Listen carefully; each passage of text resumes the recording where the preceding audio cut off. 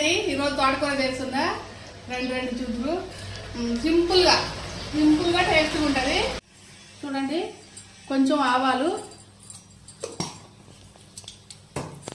చూడండి కొంచెం మంచి శనగపప్పు, చూడండి కొంచెం జీలకర్ర,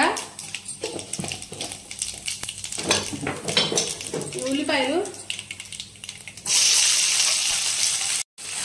చూడండి ఉల్లిపాయలు త్వరగా మగ్గటానికి కొంచెం సాల్ట్ వేసుకున్నా, కొంచెం అన్నమాట ఇది ఉల్లిపాయలు మగ్గటానికి. అందులో తోటకూర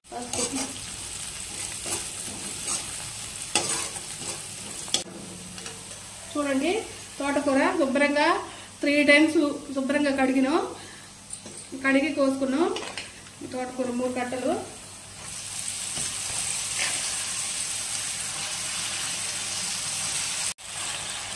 చూడండి తోటకూర మగ్గుతుంది. ఇందులో మనం పచ్చిమిరపకాయలు చూడండి తోటకూరలో కొంచెం సాల్ట్ వేసుకుంటున్నాం. కొంచెం వేసుకోవాలి, ఎందుకంటే తోటకూరలో ఎక్కువ సాల్ట్ ఉంటుంది. ఇందాక కూడా వేసుకున్నాం.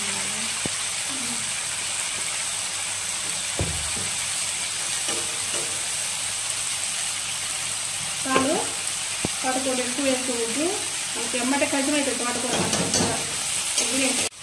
చూడండి ఆకుకూరకి మనం ఎప్పుడైనా మూత పెట్టకూడదు, ఇలానే మగ్గాలి. 4 పచ్చిమిరపకాయలు, 2 ఎల్లిపాయలు ఇవి మిక్సీ పట్టి ఇది మగ్గి. చూడండి తోటకూర మంచిగా మగ్గింది.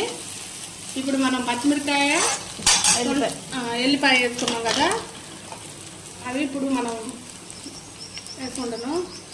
కొంచెం కారం, అది మిక్సీ జార్లో కొంచెం కారం ఉంది, దానివల్ల కొంచెం రెడ్గా వచ్చింది, ఏమనుకోవద్దు.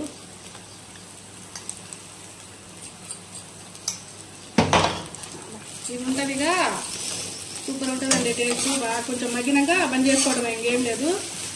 ఇది కొంచెం మగ్గాలి, పచ్చివాసన పోయేదాకా. పచ్చిమిరకాయలు కదా, మగ్గకపోతే కడుపులో మంట వస్తుంది, బాగా మగ్గాలి. కూర మంచిగా మగ్గింది.